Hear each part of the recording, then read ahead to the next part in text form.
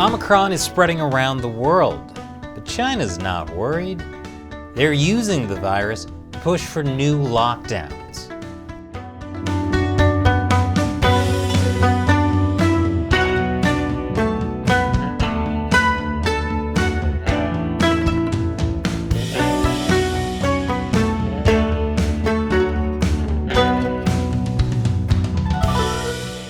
Welcome to China Uncensored. I'm Chris Chappell. Omicron. Less than a week ago, none of us had ever heard of it. But now, this new COVID-19 variant has spread around the world like, a virus. If you want to learn more about Omicron and how it's going to affect us all, check out the episode we just published on our other channel, America Uncovered. But as the rest of the world goes through the Omicron variant panic, there's one country that's not worried at all, and that's China. Even though cases of the Omicron variant have been found in Hong Kong. Nope, China has totally got this, according to their official state-run propaganda. And would Chinese propaganda ever lie? The Chinese Communist Party is feeling pretty vindicated right now. And not just because the World Health Organization didn't name the new variant after the Greek letter Xi, which is spelled like Chinese leader Xi Jinping's last name. The WHO said they didn't name it that because Xi is a common last name. Except it isn't as common of a last name as other names the WHO has used for variants, like Mu. Of course, the real reason the WHO skipped Xi and not Mu is the leader of China isn't named Mu Jinping. That's real soft power. But the Chinese regime is really feeling vindicated because of their zero COVID strategy. While other countries are scrambling to impose Omicron-related travel bans, China has been isolated for a long time, and they're proud of it. Most of us haven't been able to travel abroad since the pandemic began, because most countries have had some type of travel restrictions. But China took it to another level.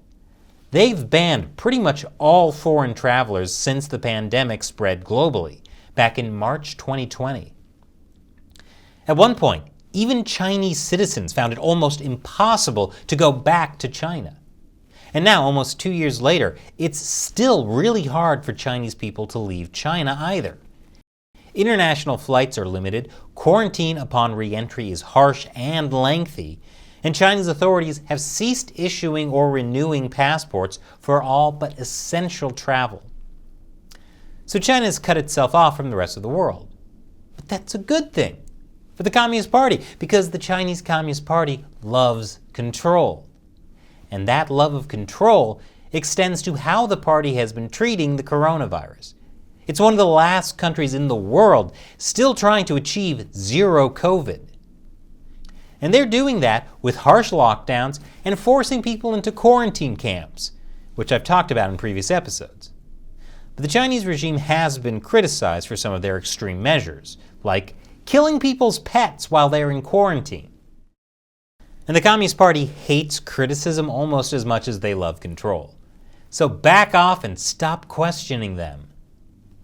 The party has been especially touchy because they've realized zero COVID is impossible. If you believe official government numbers, which you should not, even the official figures admit the coronavirus has spread to 21 provinces in the latest wave. And some Chinese scientists have come out to say there's zero chance of actually reaching zero COVID. I guess someone didn't get the back off memo. But the party has solved these problems by now calling it a dynamic zero COVID policy. Dynamic zero COVID means not zero COVID, kind of zero COVID, almost zero COVID. But there's another reason the Chinese Communist Party is doubling down on their almost zero COVID policy. And it's not just because they never admit when they're wrong. I'll tell you more after the break. Welcome back. As other countries started opening back up after widespread vaccine use, the Chinese Communist Party did the opposite. They went back to another wave of lockdowns. The Chinese Communist Party has staked a lot of their legitimacy on being able to control the coronavirus. I mean, they figured out how to control people.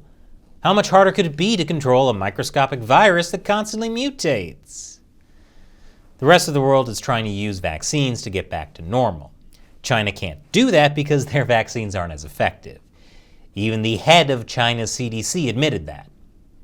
So since the party must control the virus, and their vaccines aren't that good, in addition to aggressive vaccination campaigns, officials have to rely on mass testing, lockdowns, and quarantine camps. Rinse and repeat.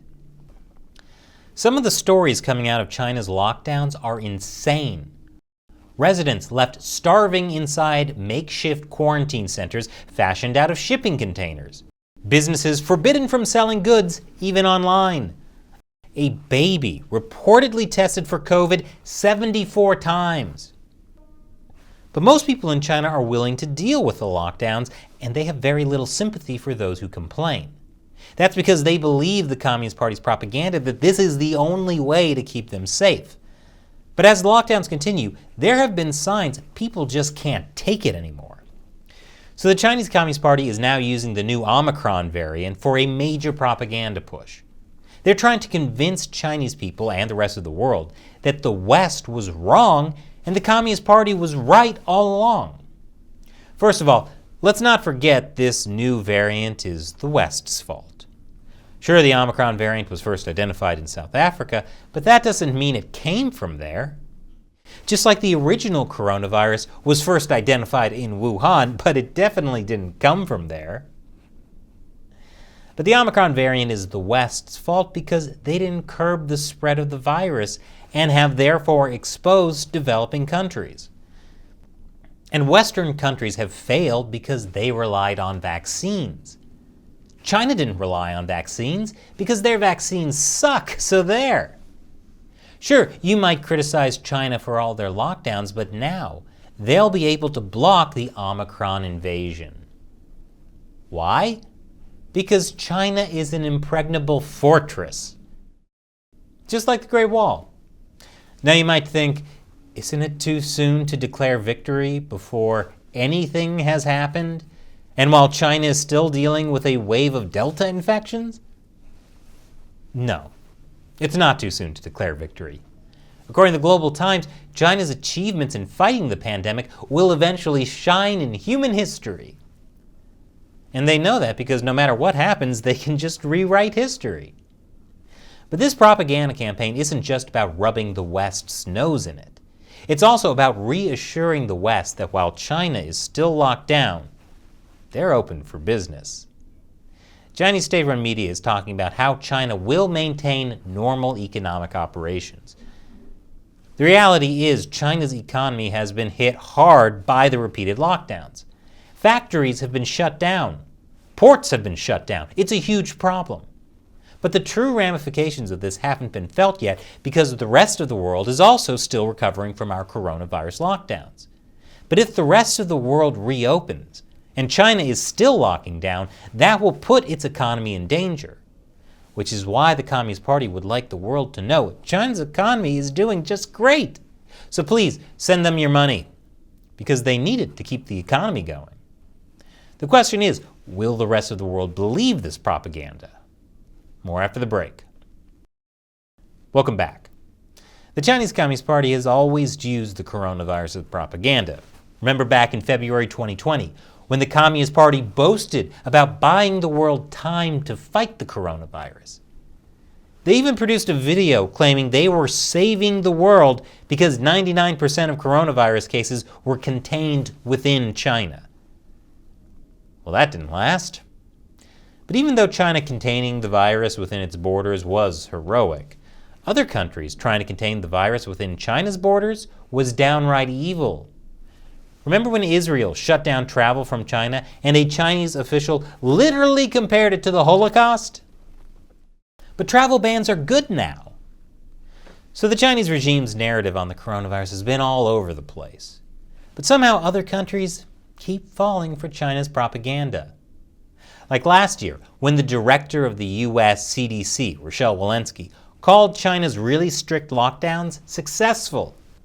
Walensky used official Chinese statistics to claim that as a result of their really strict lockdowns, China's death rate was 3 per million, which shows a fundamental misunderstanding. China's death rate isn't 3 per million because of their lockdowns. It's 3 per million because they're lying. They're lying about the number of deaths. Look, this is a graph of total coronavirus deaths in China according to official statistics. They claim to have only had 4 deaths since April 2020. How can you look at that graph and think, well, this looks legit, I trust these numbers? And now with the Omicron variant, the Chinese regime is saying their policy of strict lockdowns and quarantines was right all along. Will this convince other countries to lock down again too? Or is it possible that we've learned our lesson and we won't fall for China's propaganda? What's that, Shelley? Nope, we're just going to keep giving them money.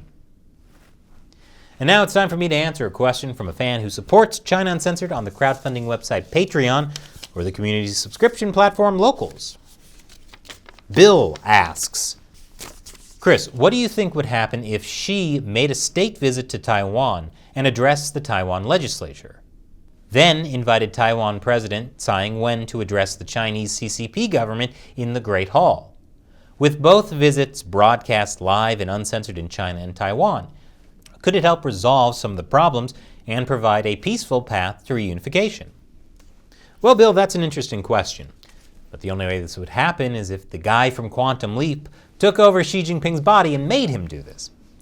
The Chinese Communist Party doesn't even recognize Taiwan as a country. So Xi would never make a state visit to Taiwan because that would be acknowledging Taiwan has a president and a separate government that's not controlled by the Communist Party. In the Chinese Communist Party's alternate reality, Taiwan isn't just going to be unified with China someday, it currently is a province of China. That's why Chinese state-run media literally call Taiwan's presidential election the regional leadership election. Also, Taiwan's president Tsai Ing-wen should never go to mainland China because she would get disappeared. And then what would happen to her cats? At this point, Bill, I don't think there is a peaceful path to what the Communist Party calls reunification. And that's because the people of Taiwan do not want to be ruled by the Chinese Communist Party. That's especially true after what the Communist Party did to Hong Kong. And the party knows this, which is why they've started to drop the word peaceful when talking about Taiwan.